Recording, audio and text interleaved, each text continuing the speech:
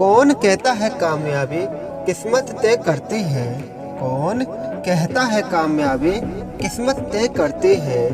इरादों में जान हो तो इरादों में जान हो तो मंजिल भी झुका करती है। आज हम शुरू करने वाले हैं 10th क्लास का साइंस और उसका चैप्टर प्रकाश का परावर्तन।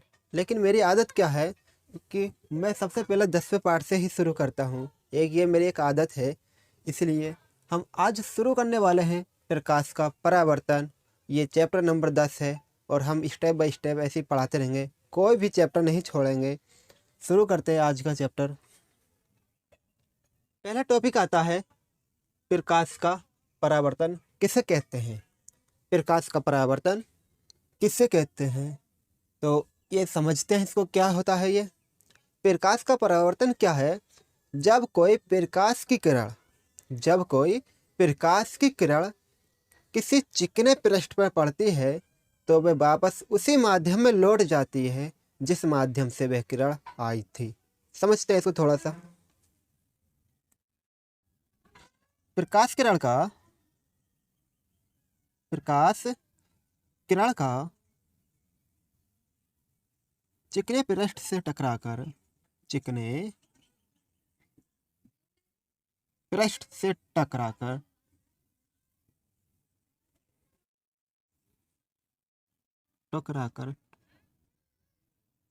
वापस उसी माध्यम में लौट जाना। उसी माध्यम में लौट जाना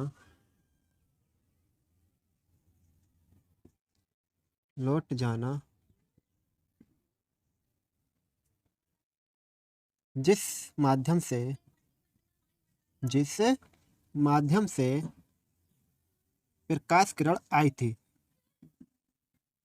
प्रकाश किरण आई थी।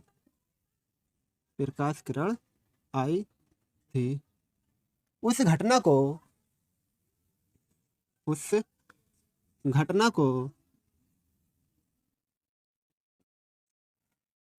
प्रकाश का परावर्तन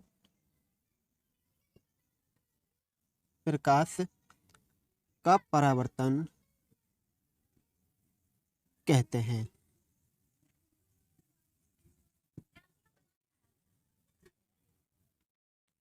ठीक है, इसको समझने का एक सही तरीका है, जैसे ये हमारा बोर्ड है, वाइट बोर्ड। अगर हम इसके सामने से, बोर्ड के ठीक सामने से, बोर्ड के ऊपर मोबाइल की लाइट या कोई सी भी लाइट हो सकती है, टॉर्च हो सकती है, इसके ऊपर डाली जाएगी तो क्या होगा, ये चिकने होने की वजह से जब लाइट इस पर पड़ेगी तो टकराकर वापस उधर ही जाके गिरेगी जहाँ से वो लाइट आ रही थी। जिस माध्यम से लाइट आई थी उसी माध्यम में वापस लौट जाएगी। जैसे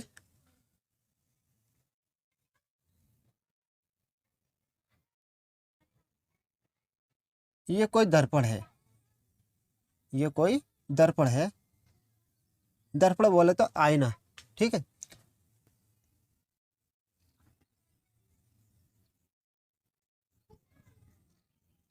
समतल दर्पण, इसको भी समझाएंगे कि दर्पण कितने प्रकार के होते हैं और कैसे कैसे होते हैं, सब समझाएंगे इसके अंदर। माना कि कोई ये प्रकाश से डाला जा रहा है दर्पण के ऊपर, आईने के ऊपर, शीशे के ऊपर, तो ये क्या होगा कि यहाँ से ये दर्पण पे लाइट गई है, ये टकराने के बाद वापस क्या होगा, इसी माध्यम में लौट जाएगी।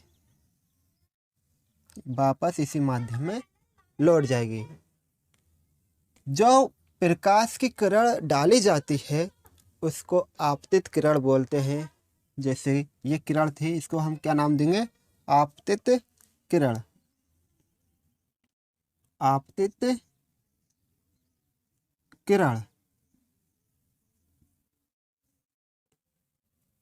और जब प्रकाश टकराने के बाद, यानी जब प्रकाश किरण हमने डाली थी इसको आपतित किरण, और टकराने के बाद जो वापस आती है किरण उसको हम कहेंगे परावर्तित किरण। यानी परावर्तन के बाद जो किरण बनती है उसको क्या कहते हैं, परावर्तित किरण।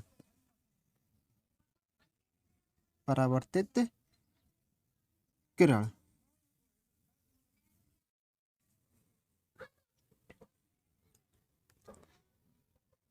और इसके बाद जो सेंटर होता है इनके बीच का, जो सेंटर होता है यानी जो केंद्र होता है, उसको हम बोलते हैं अभिलंब। क्या? अभिलंब।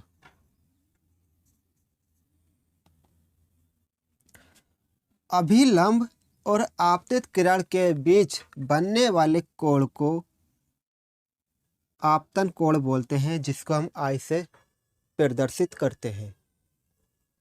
और परावर्तित किरण और अभिलंब के बीच बनने वाले कोण को परावर्तन कोण बोलते हैं, जिसको हम आर से प्रदर्शित करते हैं, स्मॉल आर से। एक बात और याद रखना, जो आपतन कोण आई और परावर्तन कोण आर है, ये हमेशा आपस में बराबर होते हैं। कैसे? मान लिया कि आपतन कोण आई 0 है, तो आर भी क्या होगा, परावर्तन कोण आर क्या होगा, ये भी 0 होगा।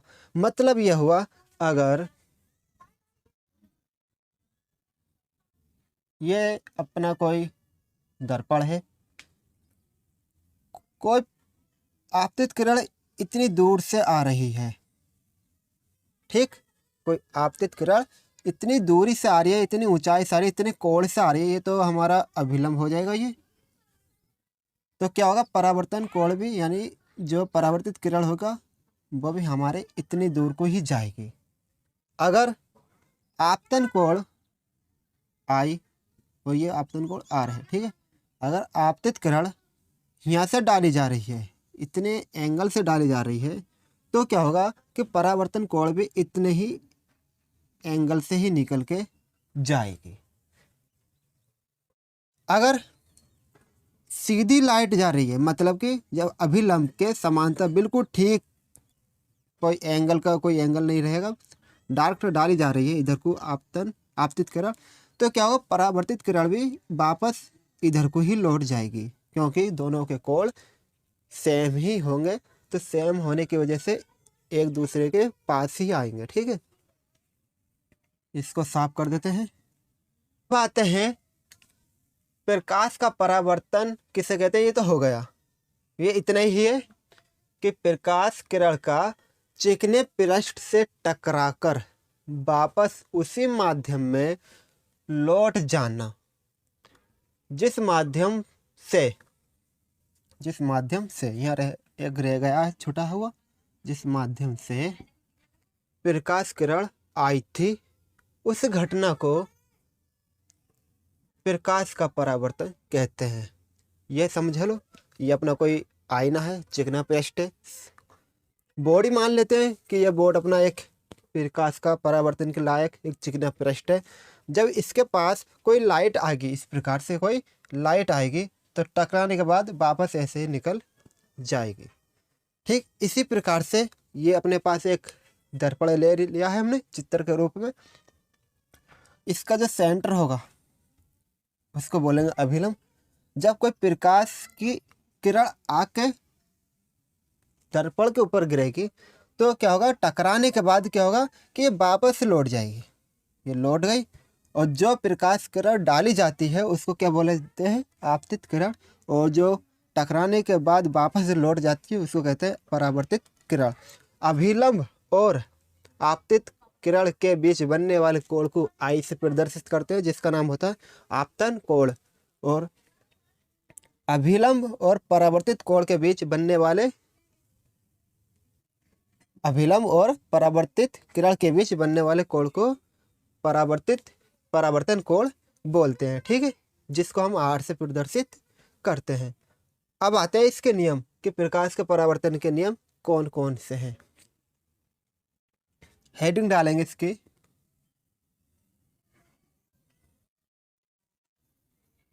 प्रकाश के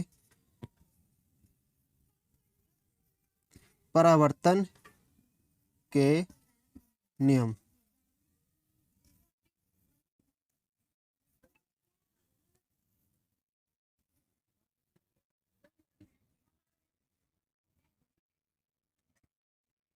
ठीक, इसके क्या नियम होते हैं? दो नियम होते हैं। प्रकाश के परावर्तन के नियम कितने होते हैं? दो नियम होते हैं। पहला नियम क्या होता है कि आपतित किरण तथा परिवर्तित किरण, आपतित किरण तथा परिवर्तित किरण तथा डाला गया अभिलंब तीनों एक ही तल में होते हैं। आपतित किरण, परावर्तित किरण और डाला गया अभिलंब तीनों एक ही तल में होते हैं। देखिए साफ साफ दिखाई दे रहा कि जो आपतित किरण है और जो परावर्तित किरण है और जो अभिलंब है वो तीनों एक ही सिरे से जुड़े हुए हैं। ठीक है। दूसरा क्या होता है, आपतन कोण I और परावर्तन कोण R हमेशा आपस में बराबर होते हैं, जो कि हमने अभी आपको समझा ही दिया था। इसको लिख लेते हैं। प्रकाश के परावर्तन के दो नियम होते हैं। पहला कौन सा होता है? पहला नियम होता है आपतित किरण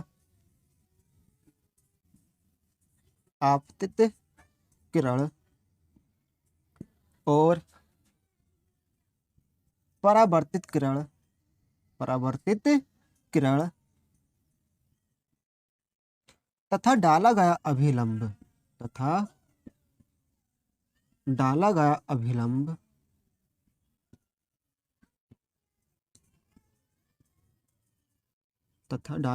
अभिलंब तीनों एक ही तल में होते हैं।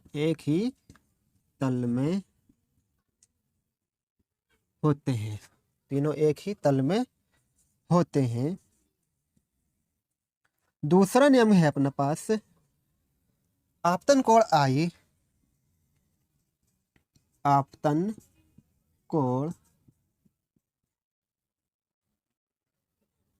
कोण I तथा परावर्तन कोण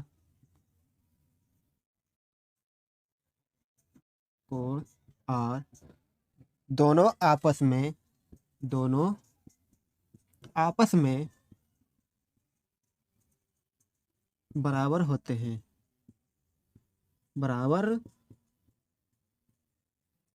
होते हैं। अर्थात यहाँ लिख देते हैं इसको, अर्थात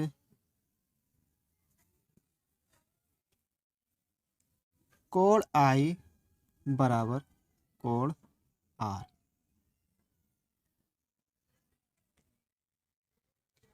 ठीक है, आप इसको नोट कर सकते हैं। ये आपका एक टॉपिक रेडी हो गया प्रकाश का परावर्तन के लिए। प्रकाश का परावर्तन फिर से समझ लेते हैं। जब कोई प्रकाश की किरण किसी चिकने पृष्ठ पर पड़ती है तो पृष्ठ पे पड़ने के बाद वो किरण क्या होती है, वापस टकराने के बाद वापस उसी माध्यम में लौट जाती है जहाँ से वो प्रकाश की किरण आई थी।